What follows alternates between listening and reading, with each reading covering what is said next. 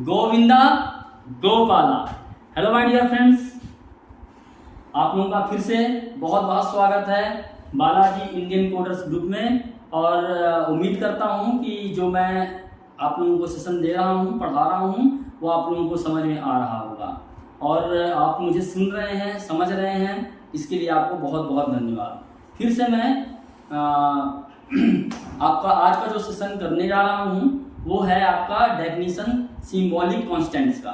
Symbolic constant means जिसका एक तो ये कांस्टेंट का ही पार्ट है और हमें कांस्टेंट कैसे वो करना है, डिफाइन करना है और कैसे इसका यूज करना है। मैंने आपको बताया था कि कांस्टेंट मीन्स जो वैल्यू चेंज ना होती हो उसको हम यूज करते हैं कांस्टेंट के लिए। अच्छा, अभी एक चीज तो मैंने ये तो सिंपल में आपको बता दिया था, लेकिन कई जगह हमें कांस्टेंट की जरूरत भी पड़ती है। और वो जरूरत कैसे होती है, जैसे कि मान लीजिए कि हमें एक हमारा प्रोग्राम है या पूरा प्रोजेक्ट है और उसमें जो है तो हमें पाई की वैल्यू कांस्टेंट है, वो कांस्टेंट ही चलती रहेगी, वो तो ठीक है, समझ में आ गया। लेकिन सपोज दैट एक मैं स्टूडेंट्स मार्कशीट के लिए प्रोजेक्ट बना रहा हूँ, प्रोग्राम बना रहा हूँ, उसमें जो है तो स्टूडेंट्स का जो मार्क्स है वो हमें इनपुट लेना है, लेकिन उसके जो स्टूडेंट है, सपोज दैट 100 स्टूडेंट्स हैं या 50 स्टूडेंट्स हैं, तो वो एक कांस्टेंट वैल्यू होगी, वो कांस्टेंट वैल्यू हमें लेनी है।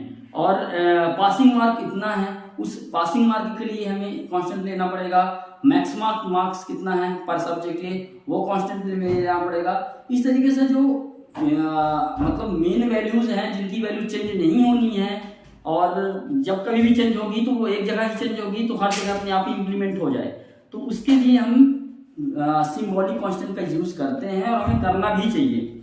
अब इसका क्या फायदा है, अभी मैं एक टॉपिक लिख देता हूं आपको।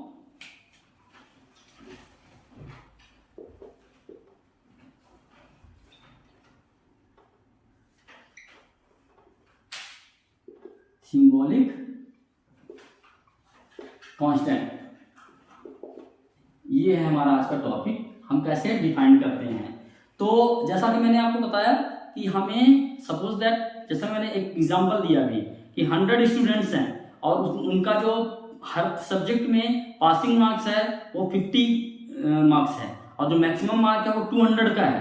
तो उसको जो है तो हमें सपोज दैट 100 स्टूडेंट के लिए चलाना है, तो हमें हर जगह हर बार नहीं देना है। और मान लो कि अगर हम बार भी दे रहे हैं तो वो कई जगह जो है तो वो मिसमैच, मतलब हमसे गलती भी हो सकती है कि हमने 50 की जगह पर मान लीजिए कि 25 दे दिया, 20 दे दिया या 60 दे दिया पासिंग मार्क, तो रिजल्ट गड़बड़ आ सकता है। इसलिए हम क्या करते हैं कि हमें वैल्यूज को सही रखना होता है। तो सपोज दैट जैसा मैंने आपको एक एग्जांपल दिया कि 100 स्टूडेंट्स हैं,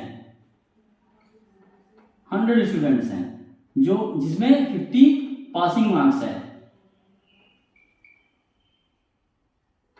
पासिंग मार्क है, और जो मैक्सिमम मार्क है वो क्या है, 200 है मैक्स मार्क। तो ये जो इतनी चीजें हैं ये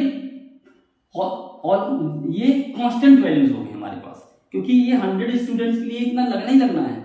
तो हम इसको हर बार इनपुट में ना लेकर के या हर बार उसको डिफाइन ना करके हम एक जगह कांस्टेंट में ले लें और उसी को हम यूज करते रहें। तो हम कैसे इसको यूज करेंगे, और मैंने पहले बता रहा, मान लो कहीं हम सर्किल को बना रहे हैं तो हम पाई का ही मान ले लेते हैं, 3.14 होता है पाई का मान, पाई की वैल्यू। तो हम इसको यूज कैसे करेंगे, अब मैं आपको जैसा बता रहा हूं कि यूज कैसे करना है। तो इन चीजों को अगर हम बारी लिखते हैं, बार लिखते हैं, तो ये प्रॉब्लम क्रिएट करता है, मिस वैल्यूज हो सकती हैं, चेंज हो सकती हैं वैल्यूज। तो एक तो प्रॉब्लम किस लिए यूज करते हैं हम, एक तो प्रॉब्लम है हमारी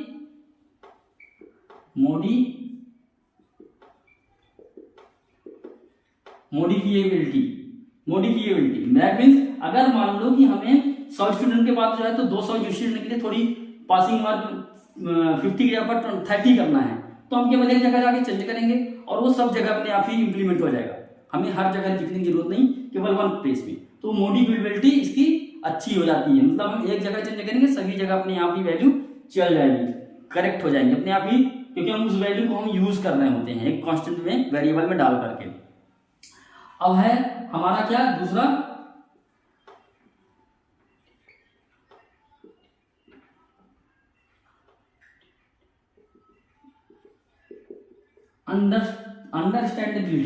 अंडरस्टैंडेबिलिटी, जिससे क्या है कि हम अच्छी तरीके से अंडरस्टैंड भी कर सकते हैं इस चीज को। मतलब किसी को अगर हम दे रहे हैं, दिखा रहे हैं, तो केवल एक जगह बता देंगे, देखो इस साल इस ईयर के लिए जो है तो 100 स्टूडेंट है, पासिंग मार्क ये है और 200 मार्क्स है, मैक्सिमम मार्क्स है। तो ये नेक्स्ट ईयर के लिए जो कोई बंदा काम भी कर रहा होगा तो उसको हम अंडरस्टैंड करवा सकते हैं कि आपको केवल जाकर स्टूडेंट का काउंट चेंज करना है, पास मार्क और मैक्सिमम मार्क चेंज कर देना, अपने आप ही सही प्रोजेक्ट चल पड़ेगा। तो इससे क्या होगा कि हमारा ये प्रोग्राम जो है तो बार बार मॉडिफाई नहीं करना पड़ेगा, ये मॉडिफाई नहीं करना पड़ेगा और हर कोई इसको अंडरस्टैंड कर सकेगा। अब हम यूज क्या करेंगे, अब हम कैसे इसको डिफाइन करें। तो इसको डिफाइन कैसे करना होता है, जहां पे हम इंक्लूड लिख रहे होते हैं प्री प्रोसेसर के साथ, वहीं पे हम साथ में लिखते हैं डिफाइन, और जैसे मान लीजिए कि स्टूडेंट है तो हमने लिख दिया STUDENTS, स्टूडेंट्स 100। अच्छा, इसमें ध्यान रखना दोस्तों कि यहाँ पे जो है तो ये पहली बात तो ये सारे के सारे लेटर्स जो हैं तो कैपिटल में लिखने चाहिए। ये एक इसका वो है, मतलब आप स्मॉल में लिखते हैं तो गलत कहलाएगा एक तरीके से, मतलब समझ नहीं आएगा लोगों को। ये एक इसका पैरामीटर का वो फॉर्मेट ही है कि इस तरीके से लिखना चाहिए। लिख देते हैं स्मॉल में भी तो चल जाएगा, लेकिन कैपिटल में लिखना चाहिए। और ये जो वैल्यूज है इक्वल टू यहाँ नहीं देना है, यहाँ पे सिंपल 100 लिख देना है बस, और ना ही सेमीकोलन देना है, ये भी नहीं देना है। तो हमारा क्या है कि ये इस तरीके से लिख दिया हमने एक के लिए। दूसरा क्या है, डिफाइन पास, यहां पे देखिए आप स्पेस है बीच में, पास मार्क, तो अंडरस्कोर लगाना है और पास मार्क 50 है तो 50 कर दिया हमने, ठीक है। अब इसके आगे क्या है हमारा, डिफाइन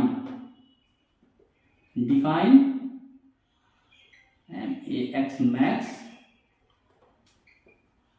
मैक्स मार्क कितना है हमारा 200 है, तो वो हमने डिफाइन कर दिया। आप देख रहे हो कहीं पे हमने सेमीकोलन नहीं लगाया है, ना ही हम मतलब जो भी हम stdio.h लिखते हैं उसमें भी हम कहीं पे सेमीकोलन नहीं लगाते हैं। ये अपने आप में ही एक लाइन अपने आप में ही पूरी लाइन मानी जाती है और टर्मिनेशन अपने आप ले लेता है, इसलिए आपको जो है तो सेमीकोलन लगाने की जरूरत नहीं है। और यहाँ पे जो है तो आप इसको आपको यही ट्राई करना है कि आपको यहाँ पे कैपिटल मार्क्स लिखने हैं, कैपिटल लेटर से लिखने हैं, जिससे कि आपको ये पता चले कि ये हमारे ग्लोबल कांस्टेंट्स हैं, बाहर दिए हैं। फिर अगर हमें पाई की वैल्यू भी लेनी है तो पाई भी ले लें, जितने भी हमें डिफाइन करना है,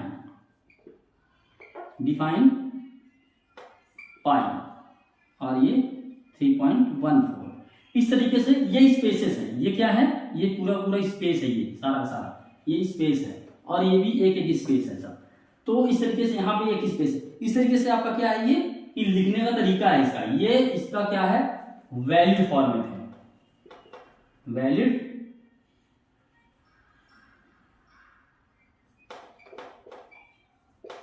फॉर्मेट है। इसको हम वैलिड फॉर्मेट में इस तरीके से लिखते हैं। अगर हमें यही चीज लिखना है और हम गलत तरीके से लिखते हैं तो किस कौन से तरीके गलत हो सकते हैं, इसके तरीके गलत हो सकते हैं। जैसे हमने यहाँ पे लिखा हैज डिफाइन लिख दिया, हमने हैज डिफाइन लिखा, और यहाँ पे हमने लिख दिया एक्स या जो भी वैल्यू का नाम है, सपोज दैट स्टूडेंट जो भी है एस इज इक्वल टू 100 लिख दिया, तो ये इक्वल टू भी चलती है, गलत हो गया, ये नहीं लिखना चाहिए। दूसरा हमें क्या करना है कि हैज के बाद कोई स्पेस नहीं देना है, कि जैसे स्पेस लिखकर फिर डिफाइन लिखें, डिफाइन और फिर आगे जो लिखें, ये यहाँ पे जो स्पेस खाली रह गया है ये गलत है, ये इनवैलिड है।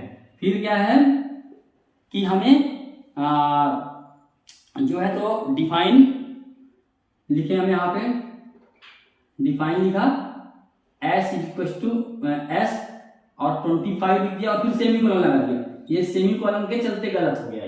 सेमीकोलन नहीं लगाना है, जैसे मैंने बताया था आपको। फिर आपका है क्या, कैपिटल में डिफाइन नहीं लिखना है, एस डी, कैपिटल में डी डिफाइन नहीं लिखना है, ये डी की चलते गलत हो जाता है, ठीक है। और अगर हम इसकी वैल्यू जो भी लिख रहे तो इस तरीके से ये गलत हो गया। कोई भी आपको स्पेशल सिंबल नहीं लिखना है, जैसे आपने डिफाइन लिखा, डिफाइन लिखा और रेट लिखा, रेट लिख दिया और यहाँ पे डॉलर का साइन लगा दिया, तो ये इसके वजह से गलत हो गया। मतलब इस तरीके से ये इनवैलिड है, ये सारा का सारा इनवैलिड है ये। तो इस तरीके से हमें जो है तो सही तरीके से यूज करना, कोई स्पेशल कैरेक्टर नहीं यूज करना है कांस्टेंट वैल्यू बनाने के टाइम पे, और कोई भी हमें मतलब कहीं पे भी कैपिटल नहीं लिखना है इसका डिफाइन का वो जो पहला वर्ड है या कोई भी वर्ड कोई भी कैरेक्टर है। और अच्छा, दूसरी चीज दोस्तों, जो ये कीवर्ड्स हैं, आइडेंटिफायर्स मैंने आपको बताया था, जिस फॉर्मेट में होते हैं उसी तरीके से लिखे जाते हैं। कोई भी स्मॉल में नहीं लिख सकते हैं, अगर कोई कैपिटल में लिखा हुआ है तो कंपाइलर के लिए तो हम इसको स्मॉल में नहीं लिखना चाहिए, अगर वो स्मॉल में है तो कैपिटल में लिख सकते हैं। तो मतलब उसका हमें बहुत ध्यान देना है, ये अपर केस, ये केस सेंसिटिव होते हैं, इसके कीवर्ड्स और आइडेंटिफायर्स जो होते हैं केस सेंसिटिव होते हैं, हम इसको अपने से कैपिटल या स्मॉल नहीं बना सकते हैं। जैसा कि हमारे पास आगे हम पढ़ेंगे फॉर लूप है, फॉर को अगर हम फॉर लिखते हैं कैपिटल में लिखते हैं तो गलत है, ये हमें फॉर ही लिखना पड़ेगा, इसको स्मॉल लेटर में ही लिखना पड़ेगा। मतलब कहने का कि कीवर्ड्स आइडेंटिफायर्स हमारे जो हैं तो उसी के अकॉर्डिंग से हमें कैपिटल और स्मॉल के जो दिए हुए होते हैं उसी फॉर्मेट में लिखने हैं। जनरली हमारे कीवर्ड्स और आइडेंटिफायर्स 99% यही चांसेस हैं कि वो स्मॉल लेटर में ही होते हैं, उसमें हम कैपिटल में नहीं लिखेंगे हम। तो गाइस आपको मुझे उम्मीद है कि आप लोगों की ये कांस्टेंट डेफिनेशन जो सिंबॉलिक कांस्टेंट है वो आपको समझ में आएगा, जो मैंने आपको बताया है इसका हम आगे यूज करेंगे। एक मैं आपको इसका एग्जांपल प्रैक्टिकल करके दिखाऊंगा कि कैसे इसका हम यूज कर रहे होते हैं, उससे आपको थोड़ा और क्लियर हो जाएगा।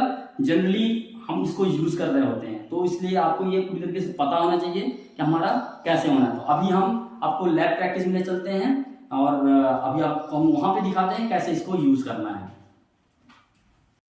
तो जैसा कि दोस्तों आप लोगों ने देखा कि हमने अभी पढ़ा डिफाइनिंग सिंबॉलिक कांस्टेंट्स। हम सिंबॉलिक कांस्टेंट को कैसे डिफाइन करते हैं।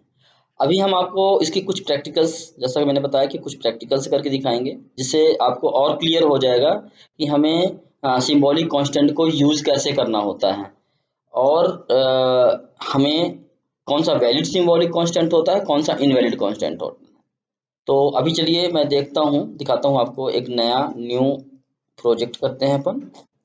और कंसोल एप्लीकेशन किया हमने, गो कर दिया, नेक्स्ट किया, सी लैंग्वेज सेलेक्ट किया, इसके बाद प्रोजेक्ट का टाइटल हमने डाल दिया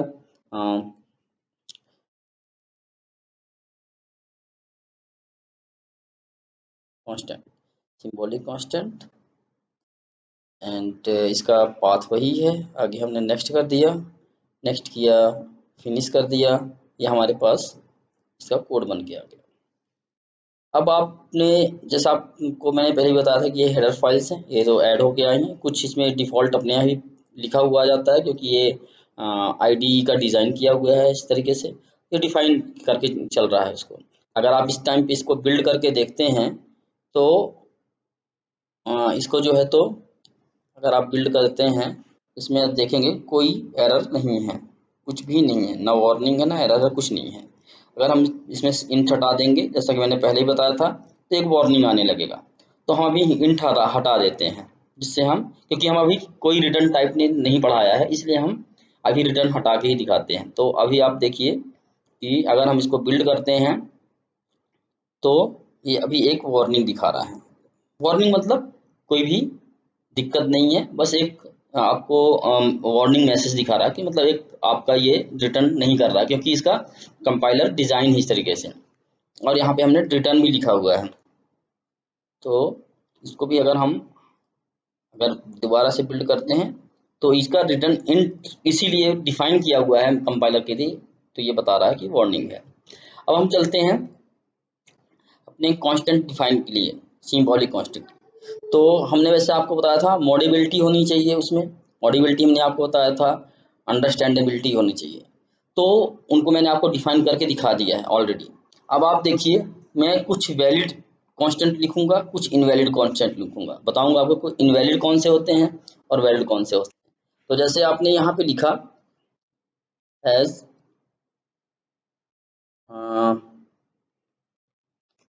डिफाइन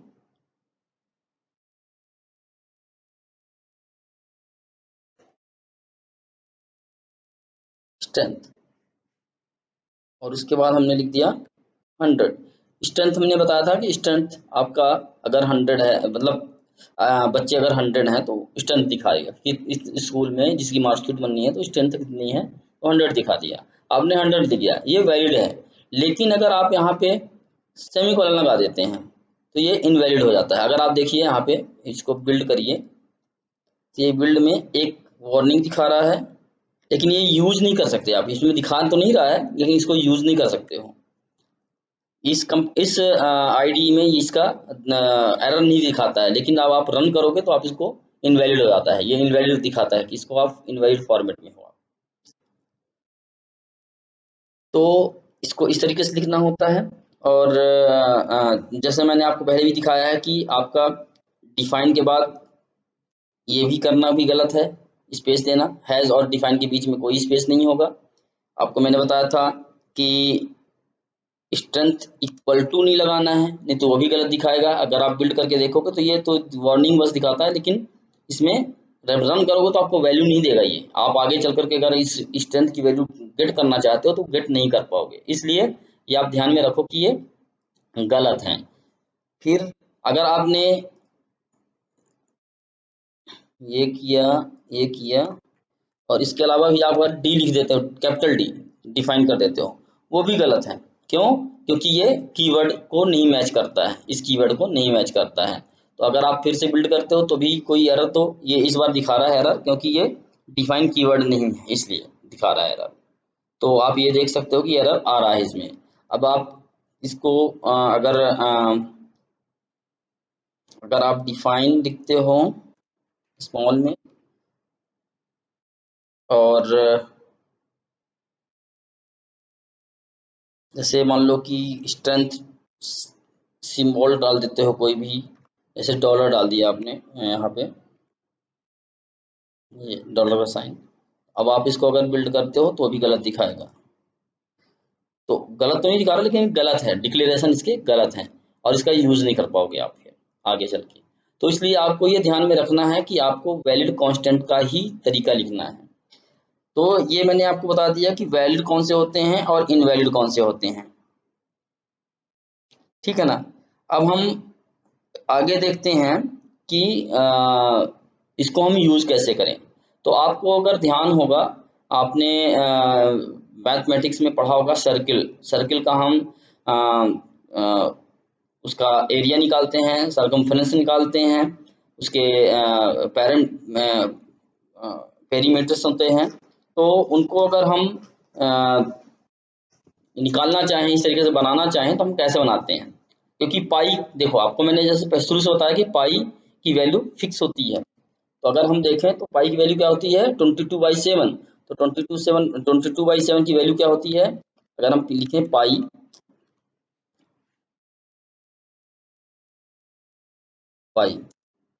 इक्वल टू नहीं देना है अपने को, सीधा वैल्यू देना है 3.14159, ये इसकी एग्जैक्ट वैल्यू है, ठीक है ना। हम जनरली 3.14 लिखते हैं, तो ये एरर वैल्यू हो जाती है। बेसिकली ये वैल्यू जो है तो एरर वैल्यू कहलाती है। क्यों? क्योंकि ये राउंड ऑफ या सेलिंग ऑफ इनमें आ जाती है, तो राउंड ऑफ कर देते हैं फ्लोर और सेल का, तो ये 2 डिजिट में आ जाता है फिर। तो 3.14 ही इसका जो है तो मेन वो है। अब आप देखिए कि हम इसको कैसे यूज़ करते हैं। तो इसके अंदर मत जाते हैं और हम इसको प्रोग्राम बनाते हैं। क्या बनाते हैं, एक तो हम कमेंट लाइन, मैं आपको कमेंट लाइन भी बता दिया था, कमेंट लाइन डालते हैं आर, ऐसा भी लिख सकते हो आप, इंट आर +2 0। और ये आपने ऐसा किया, इसको आपने कमेंट लाइन डाला, रेडियस ऑफ सर्किल, ये डेड लाइन है, इतनी सी इस लाइन को कंपाइलर नहीं पढ़ेगा। क्यों नहीं पढ़ेगा? क्योंकि ये कमेंट लाइन है। इसके बाद आप देखिए कि इसमें आपका जो है फ्लोट फ्लोट हम एक फ्लोट ले लेते हैं। फ्लोट एरिया इक्वल टू 0.0 लिख दो या 0 लिख दो, आप सिंपल लिख सकते हो एरिया। और एक और वैल्यू लिख लेते हैं हम। इनिशियलाइजेशन हमने आपको बताया था, क्यों इनिशियलाइजेशन जरूरी है? क्योंकि वो कोई गार्बेज वैल्यू ना उठाने पाए। क्योंकि कई बार क्या होता है कि गार्बेज वैल्यू अगर हमने उठा लिया और हमने ध्यान नहीं दिया प्रोग्राम में लिखने के टाइम पे, तो वो गलत कैलकुलेशन दे सकता है। इसलिए हमें इसको अवॉइड करना होता है। हमेशा आप ये जरूर ध्यान रखिए कि हम इनिशियलाइजेशन जरूर करते हैं उस वेरिएबल की। डेफिनेशन के साथ इनिशियलाइजेशन करना बहुत जरूरी है। फिर हमने एरिया लिख लिया, एक पेरीमीटर लिख लिया, पेरीमीटर। तो ये आपका क्या हो गया? टू 0, इसको भी लिख लिया हमने। ये तो ये जो आपका area is equal to area of circle and perimeter is equal to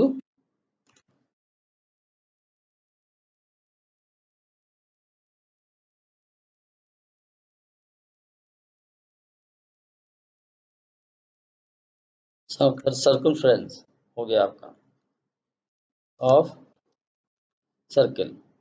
तो ये दो वेरिएबल हमने यहाँ पे फ्लोट के डिफाइन कर लिए हैं, इसमें हम कैलकुलेशन निकालेंगे। अब आप देखिए यहाँ पे हम पेरीमीटर लिखते हैं। पेरीमीटर इक्वल टू क्या होता है हमारा पेरीमीटर का फॉर्मूला? 2πr। क्या होता है अगर आप देखिए इसका फॉर्मूला क्या होता है? 2πr, मतलब 2 लिख दिया हमने, मल्टीप्लाई बाय पाई। पाई की वैल्यू क्या है? तो जैसा कि मैंने आपको बताया 2πr तो पाई की वैल्यू क्या है कि पाई ये पाई की वैल्यू है।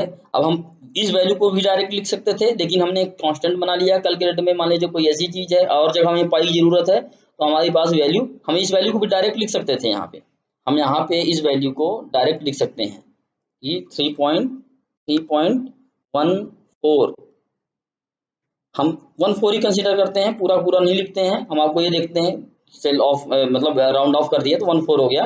अब ये 3.14 हम ऐसे भी लिख सकते हैं इसको। हम इसको पाई क्यों लिखें? बट इसकी जरूरत क्या है? इसकी जरूरत ये है कि हमें आगे चल करके मान लीजिए कि सर्किल की और चीजें निकालनी है, और कई चीजें हैं। जैसे हम एरिया निकालेंगे इसका। अभी एरिया क्या होती है? एरिया का फॉर्मूला क्या होता है? Pi R square. तो 2 बार पाई का यूज हो गया, एक पाई का यूज यहाँ पे हुआ, एक पाई का एरिया में हो गया। तो हम ये वैल्यू अगर एक बार मान लीजिए कहीं पे गड़बड़ हो गई तो एप्लीकेशन में गड़बड़ हो जाएगा। तो हम उसको फिक्स कर लिए हैं। हम क्या कर लिए? इसको फिक्स कर लिए हैं। यहाँ पे फिक्स करके लिख लिया हमने, और ये पाई आर स्क्वायर कर दिया 2πr। तो यहाँ पे हमने क्या लिखना है? पी आई, पाई लिख दिया, मल्टीप्लाई बाय 2πr। आर क्या है हमारे पास? रेडियस है, ठीक है ना। ये रेडियस हमें जो है तो इनपुट करवाना चाहिए। इसको जो है तो इनपुट करवा लेते हैं। तो इनपुट करवाने के लिए क्या है, हमें पहले यहाँ पे लिखना पड़ेगा क्या?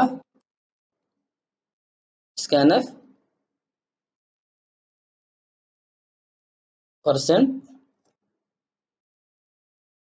डी। इसमें आप मैसेज भी डाल सकते हैं लिखना है तो, और इसका फिर क्या कर सकते हैं? Ampersand R. ठीक है, ये आपका इनपुट हो गया है। अब तो आपने एक इनपुट ले लिया। अब यहाँ पे आप इसको आर की वैल्यू दे दोगे।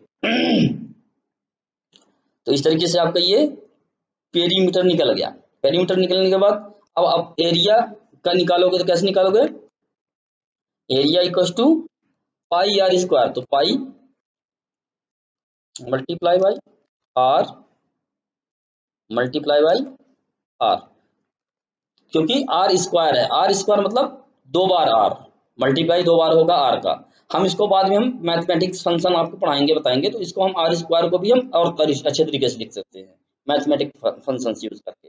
इसके बाद जो हम आपको पढ़ाएंगे मैथमेटिक्स फंक्शन ही पढ़ाएंगे। तो आप इसको ध्यान में रखिए कि हम दो चीज निकाल रहे हैं, एक पेरीमीटर निकाल लिया हमने, एक एरिया हमने निकाल लिया। अब इसे प्रिंट प्रिंट करवा दीजिए आप, सिंपल। तो प्रिंटफ चाहे अलग अलग लाइन में प्रिंटफ करवा लीजिए, चाहे एक साथ करवा लिए प्रिंटफ परसेंट एफ। आप इसमें मैसेज भी करवा दीजिए, अच्छी बात है, दिखने में अच्छा लगेगा थोड़ा सा समझने में। तो क्या लिखेंगे आप,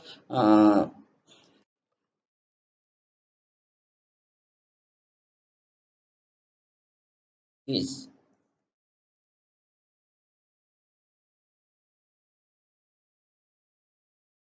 वेक्टर वैल्यू इज, ये करके आपने डाल दिया, यहाँ पे आपने डाल दिया क्या, पेरीमीटर डाल दिया आपने। अब ये आपका बन गया एक प्रिंटफ का मैसेज। अब इसमें दूसरा क्या है आपका प्रिंटफ, आपका है एरिया, तो यहाँ पे आप एरिया डाल दीजिए, एरिया। तो ये एरिया यहाँ पे बदल दीजिए, इसका भी फ्लॉट ही है, एरिया भी फ्लॉट है, इसलिए फ्लॉट रिटर्न कर देगा। तो एरिया वैल्यू इज, यहाँ पे आप ऑफ सर्किल भी कर दीजिए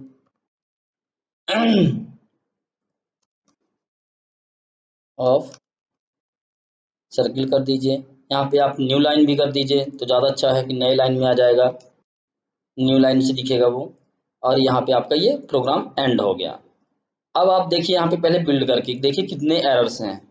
तो अभी एक ही वार्निंग है जो किस चीज़ की है, रिटर्न टाइप की, integer return time main function का, अदरवाइज कोई एरर नहीं है। अब हम इसको रन करते हैं, तो रन करते हैं तो हम इसको क्या करते हैं, बिल्ड एंड रन कर दिया हमने। यहाँ पे हमने डाल दिया वैल्यू रेडियस की, तो ये देखिए आपकी वैल्यू क्या आ गई, parameter of circle value is ये, और area of circle value is ये। तो अभी हमने एंटर किया इसको, अभी हमें इसको कैलकुलेट करके, इसको हमें जो है तो ड्राई रन या कैलकुलेट करके देखना होगा कि कैसे हमारा काम कर रहा है ये। तो अब आप इसको देखिए, फिर से हम देखते हैं, रन करते हैं इसको। तो हमने 3 लिया, तो ये देखिए इसकी वैल्यू 18 आ रही है, 18.840, और इसकी वैल्यू क्या आ रही है, 28 आ रही है। ठीक है, तो कहने का मतलब क्या कि आपके जो वैल्यूज हैं, अब आप इसमें देखिए 3 अगर आप डालते हैं तो 3 को कैलकुलेट करके देखिए, तो 3 मल्टीप्लाई बाई पाई की वैल्यू क्या है, 3.14 है, और आर की वैल्यू क्या है, 3 है, तो 2 मल्टीप्लाई बाई 3.14 मल्टीप्लाई बाई 3। तो इस तरीके से आपका क्या वैल्यू आता है, आप कैलकुलेटर करके देखिए, कैलकुलेटर में देखिए, तो कैलकुलेटर में आप देखिए क्या है वैल्यू, सबसे पहले 2 है, तो 2 मल्टीप्लाई बाय पाई, पाई की वैल्यू क्या है 3.14, तो 3.14 मल्टीप्लाई बाय आर की वैल्यू क्या है, हमने आर की वैल्यू क्या डाला, 3 डाला है, तो 3 की वैल्यू क्या है, 3 डाला हमने, मल्टीप्लाई किया तो 3 किया इक्वल टू किया, तो कितना आया हमारे पास 18.84। तो आपने ये देखा कि 18.84 जो है एग्जैक्ट मैच कर रहा है हमारे किसके, इस वाले रिजल्ट के, जो ये रिजल्ट है। क्योंकि हमारा फ्लॉट वैल्यू है, हमने फ्लॉट में कोई उसका फॉर्मेटिंग नहीं किया हुआ है, इसलिए अगर हमें टू डेसिमल पॉइंट चाहिए तो उसे फॉर्मेटिंग करना पड़ेगा, वो हम आपको आगे बताएंगे कैसे फॉर्मेटिंग किया जाता है। लेकिन आपको ये समझना होगा कि ये इस तरीके से रिजल्ट आ रहा होगा कि 0 0 आ रहा, तो यू नो वेरी वेल कि ये जो 0 है तो इसका कोई वैल्यू नहीं है। Next, area of circle, area of circle की वैल्यू क्या है 28.26, 28.26 मीन्स हमें क्या करना है, pi R square means 3.14 multiply by 3 multiply by 3। अब आप देखते हैं यहाँ पे करते हैं हम इसको इसको क्लियर करते हैं पहले। अब हम करते हैं क्या, इसमें देखिए पाई की वैल्यू क्या है 3.14, तो 3.14 मल्टीप्लाई बाई आर की वैल्यू क्या है अपनी 3 है, ये 3 वैल्यू है, तो आर रेडियस हम लिखते हैं 3, फिर क्या है R, that means R square, 2 बार आर हमने किया तो मल्टीप्लाई बाई 3 इक्वल टू किया तो 28.26 ये वैल्यू आ रही है हमारे पास 28.26, और ये वैल्यू भी यहाँ पे आ रही है 28.26। तो जैसा कि मैंने दिखाया आपको 28.26, इसको आप डिबग करके आप पॉइंटर लगा के भी देख सकते हैं, और इसका डिबगिंग करके एक एक वॉच में इसकी वैल्यू देख सकते हैं, जैसा मैंने आपको पहले भी बता दिया है। तो ये सिंपल एग्जांपल है, इसके लिए हम जो है तो इसको हम कुछ नहीं करेंगे, लेकिन हम आगे चल करके ये चीज़ों को डिबग करके दिखाया करेंगे। तो दोस्तों अभी हमने ये देख लिया कि कैसे काम कर रहा होता है, हम कैसे इसको पाई की वैल्यू हमने जो सिंबॉलिक कांस्टेंट्स हैं उसको हम कैसे यूज करते हैं। एक हम आगे आपको बाद में बताएंगे, एक कांस्ट वर्ड भी यूज किया जाता है कांस्टेंट के लिए, कांस्ट वर्ड यूज किया जाता है। तो उसको अगर हमने अंदर भी लिख दिया है यहाँ पे कांस्ट लिख करके, यहाँ पे हमने अगर कांस्ट कर दिया है const int R equal to 0 तो कांस्टेंट हो जाएगा, आर की वैल्यू हमेशा कांस्टेंट रह जाएगी, फिर वो मैं आपको बाद में बताऊंगा। वो हमारे जब हम थोड़ा और एक्सपर्ट हो जाएंगे सी में तो हम उस टाइम पे आपको बताएंगे कांस्ट का यूज कैसे किया जाता है और क्यों यूज होता है। बट अभी के लिए आप ये देखिए कि ये ग्लोबल वेरिएबल हो गया है, और ये ग्लोबल वेरिएबल आप जितने भी फंक्शन बनाएंगे, अभी आपकी पाई वैल्यू सर्किल बस में नहीं होता, और कहीं यूज होता है, और कई मेथड्स में यूज होता है, कई फार्मूला में यूज होता है, तो आप उसमें यूज कर सकते हैं। अब हम चलते हैं अपने बोर्ड की ओर और अपने सेशन को कंप्लीट करते हैं। तो गाइस जैसा कि आपने देखा, मैंने आपको लैब प्रैक्टिस में दिखाया कि ये हमने इसका एग्जांपल मैंने करके दिखाया आपको कि कैसे स्टूडेंट मार्क्स और ये मैक्स मार्क मिनिमम मार्क जो भी हैं उनको हम कैसे करके देख रहे हैं और कैसे उसकी वैल्यू चल रही है। ये वाले इनवैलिड भी मैंने आपको सारे के सारे इनवैलिड वाले भी करके दिखाया कि वो सिंटैक्स एरर दे रहा होता है, जैसा मैंने आपको पिछले सेशन में पढ़ाया था एरर्स, तो ये सारे के सारे सिंटैक्स एरर में आ जाते हैं। तो ये वैल्यू फॉर्मेट है, आप लोगों को यही ध्यान में रखना है कि हमें वैल्यू फॉर्मेट में ही यूज करना है और इसको उसी तरीके से यूज करना है जिस तरीके से इसके फॉर्मेट्स होते हैं। और दूसरा चीज आपको जैसा मैंने इसका बताया था मॉडिफाइबिलिटी और अंडरस्टैंडेबिलिटी, ये दोनों ही बहुत जरूरी है कि आप इसको अंडरस्टैंड करें कि इसका रीयूज हम कर रहे हैं। बेसिकली हम क्या कर रहे हैं, इन चीजों का हम रीयूज कर रहे हैं बार बार। तो मुझे उम्मीद है कि आप लोगों को ये समझ में आया होगा और ज़्यादा क्लियर हुआ होगा मेरे लैब प्रैक्टिस से हमारे। और जो हमारा नेक्स्ट सेशन होगा वो हम आगे आपको बताएंगे, पर इस सेशन के साथ लिंक दे दूंगा मैं, तो उसको आप देखिएगा ध्यान से, और जहाँ पे समझ में नहीं आ रहा होगा उसको आप कमेंट में जरूर बताइएगा, कोई एडवाइस होगा तो जरूर बताइएगा। और नेक्स्ट सेशन तक के लिए थैंक यू, बाय।